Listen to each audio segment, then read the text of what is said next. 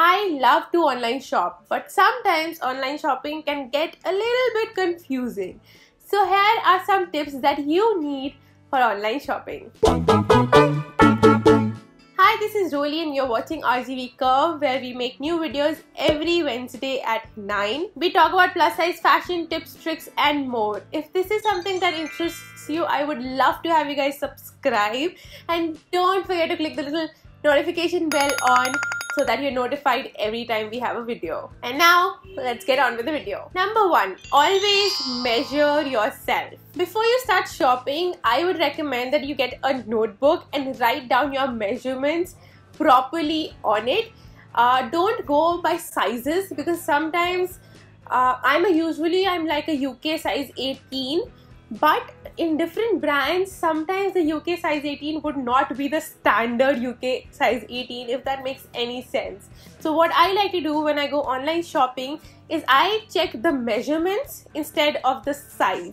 So get the measuring tape out, actually measure out your body, write it down in a notebook. I find that so very helpful. If you have measured yourself, make sure you kind of keep revising those measurements. Just keep checking in a couple of months if it's still the same or not, or if you're not losing weight, or if you're gaining weight. If you can feel it, make sure obviously that you revise your measurements as well. Number 2 is look at the size chart of every garment. So before purchasing, don't just do like a quick look and buy. Actually go into the details of the garment and click on the sizing of every separate garment that you actually choose. Because what happens is, a lot of times, especially in sites that have multiple brands in their website, sizing charts would differ depending on what brand those clothes are from, and sometimes within the brand the sizing might differ as well. So make sure any garment that you choose, you specifically look at the size chart of that garment. So on that page of the garment, click the size chart and you'll just get it, and in a glance you can kind of figure it out if it's the same or if it's different. Number 3, make sure you look at the material of the garment. The material is very important, and usually if the material is not written in the description box, I would recommend don't buy that, because you don't know. If by looking at it, if it's like chiffon or georgette, you can pretty much tell what it is, but in case you can't, avoid buying anything that does not have the material listed in it. Another reason that I want you to know why you need to check the material is because for a plus size girl or for a curvy girl, sorry, my camera cut me off. So basically, sometimes for the plus size girl, we have to make sure that the material that the garment is made of works for our body. So anything that has more lycra than cotton, I would avoid, because I feel that tends to stick to my body, and that's the kind of things that I don't like to wear. So kind of just check and go over the material of the product as well. Number 4, the fit of the garment. Make sure you check the fit of the garment. By fit, I mean, is it straight fitting, A-line, empire line, princess cut, bias cut? It is usually mentioned in the description. If it's not, then you kind of have to make a judgment out of it by looking at how the model is wearing it.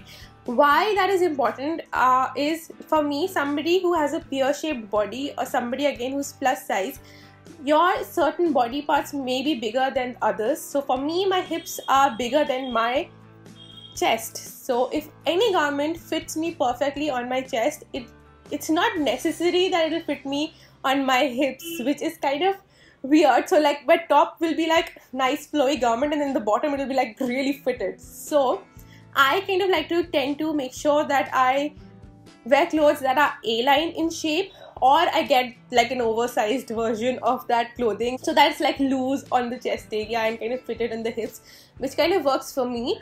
But if you want a little more fitted garment, or if you want a more like feminine shape, hourglass shape, then for somebody like me, I would have to make sure that the garment is A-line or empire line, or has some kind of like a flare towards the hip area. And the 5th tip, I think, is the most important tip of them all, is to do not buy impulsively.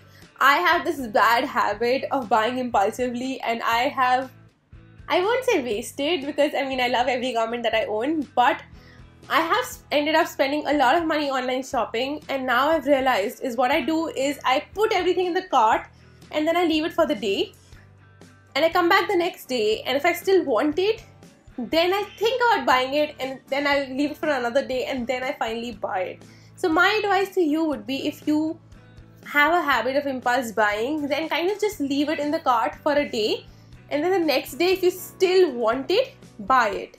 As for sales and deals, you can get tempted to buy things because like they're 50% off or 70% off. Sometimes they're even like 90% off, and you're like, oh my god, oh my god. But the thing is, I would rather buy something that I would want to buy even at full price, instead of just buying anything crappy that I don't even want at half the price. Only buy things in sale if you would, like, say they have that original price written there as well, right? So think, if it was on the original price, would you still buy it? And if the answer is yes, then probably go ahead and buy it.